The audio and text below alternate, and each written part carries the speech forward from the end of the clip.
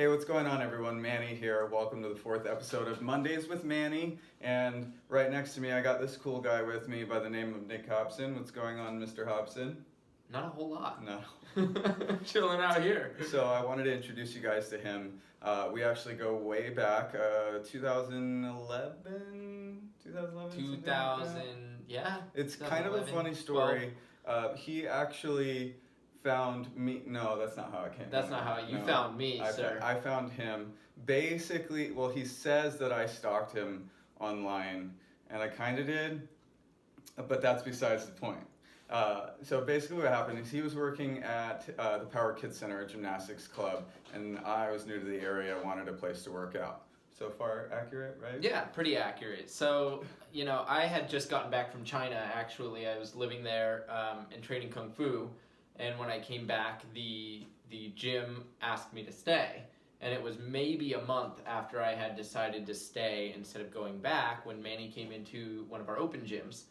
And myself being a parkour practitioner and coaching gymnastics on the side and being in martial arts, I immediately recognized Manny was a martial artist, but he was doing some stuff that I hadn't seen before because I was in parkour, and it turned out to be martial arts tricking. So, we got to talking, and he said he wanted a place to work out and a place to learn and teach. Interviewed him for a job, and we ended up coaching together. I think it was something like 2 weeks later, I was teaching classes in the gym. And fast forward a little bit, we ultimately decided we wanted to do something a little special for our students. And that's when we had this grand idea that we were going to throw an event. So I went up north to see some friends in San Jose.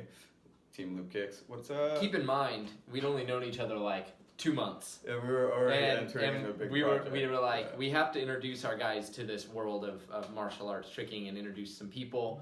Manny went up to Team Loop Kicks, and the idea was born from there. He came back, and we decided that December we were hosting our first event, and New Heights was born. So we ran that company for 5 years, and it was funny because we had no real experience as business owners. Like, I'd always started projects and done things on the side, and to be honest, we had no idea. We had no idea what we were doing. So we just knew we wanted to host something for our students, and the gym owners told us right away, hey, you need to have your business license, you need to have insurance, or we're not letting you in.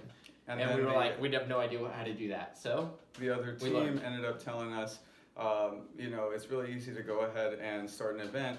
All you got to do is make a video and make a flyer and have somewhere for them to go check out any other details, and the people will come. So we just took that and ran with it, and that exact story is the premise of why we're filming this video today. I wanted to share with you guys out there, whether you're thinking about starting a business or you might be thinking about running some type of event. One really important thing is thinking about goal setting and sort of creating a timeline, if you will, of things that you want to accomplish so that we can get to that grand ending that we're hoping to get, right? So do you want to tell them a little bit about how we did that? Since our departure from the event, from New Heights, I have moved on and started a new business called Real Life Games, and we do live action game experiences for festivals and events. So that's a really fun bit. It's something totally new to me in an industry I've never been in, and I get to work closely with the video game industry now, which is a lot of fun.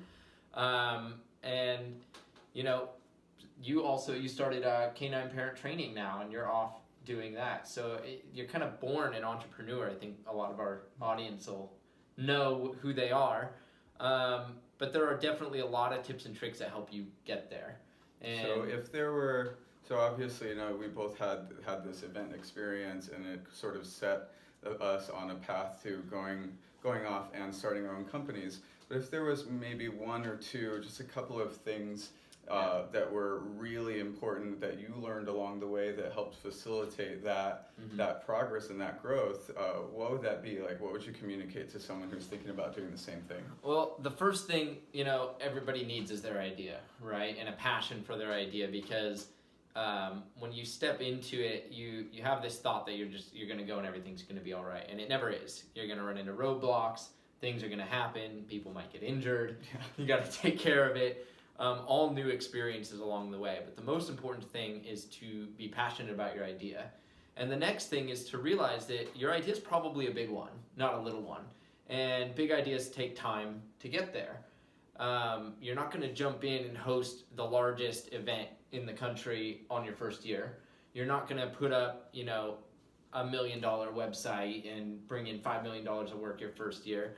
I mean, some people have, and those are incredible stories, but they're very rare. A percentage of a percentage. Most of the time, what you have to do to survive is you've got to create a list of goals. So my big idea is I said I wanted to have video games in real life. I want to create movie sets and use robotics and experiences and augmented reality and all these cool things that cost a lot of money.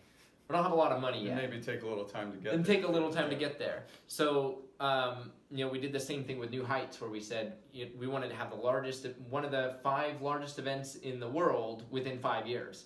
And each year we work towards getting there.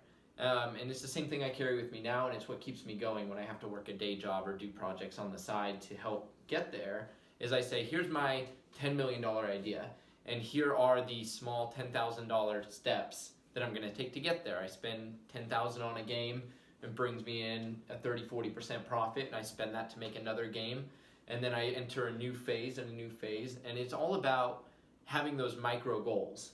So instead of just saying, hey, I want to make $100,000 from this game and that's my goal, I say, okay, my first goal is I just want to make the game. Like, I got to make it. If I can't take that win, I'm never going to go anywhere.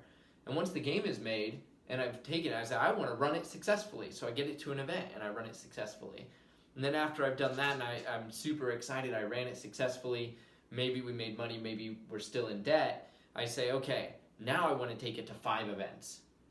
And then that's the new goal. And I continue to set micro goals after I set the goal before, and there's something that I can accomplish that keeps me motivated to accomplish the next one.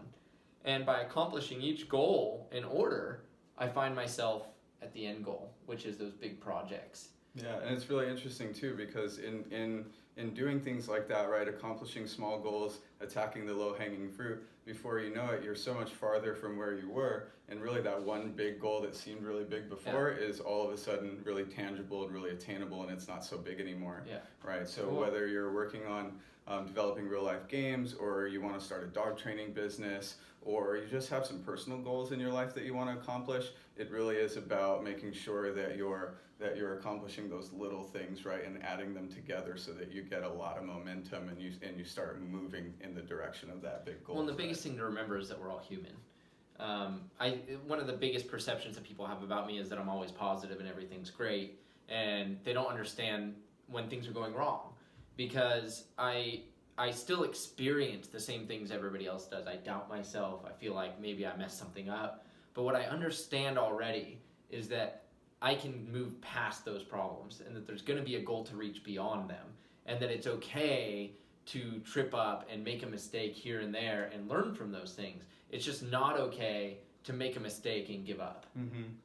And that's what really keeps me going. And that's what keeps me moving to those next goals, is I say, look, my goal was to be at the event.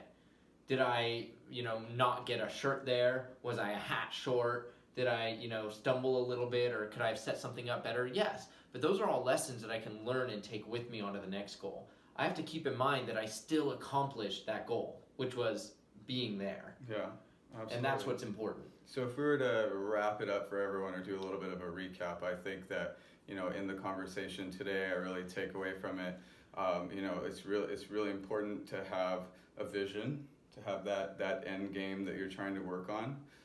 It's really important to set small goals before trying to jump on really big ones. Mm-hmm. And it's really important not to give up. Right? Absolutely. Now, don't get me wrong. Don't beat a dead horse. There's a time when to walk away, but there's many more times when you can push through and succeed. And it's important to have people around you to help you identify those times, because you can't do it by yourself. I mean, I couldn't do New Heights without you. I couldn't do real life games without my advisors. Every time I have a problem or a question, they're there to remind me that, hey, this is the right path. You're going the right way. What goes down is going to come back up. Just keep pushing. That's right, and get started today. So there you have it, folks. Nick Hobson with Real Life Games. Manny Guerra with Canine Parent Training, and this was Mondays with Manny, episode 4. 4.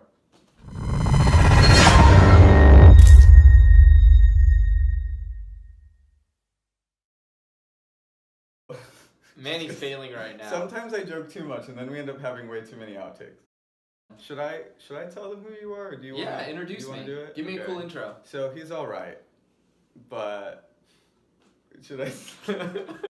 We do this all the time. All Every right. time we record so it's something. recording. What are we supposed to talk now? Give us an intro, Manny. All right. Just do an intro. We'll Yeah. do like outtakes. Okay, it's recording. It's recording. Oh shit.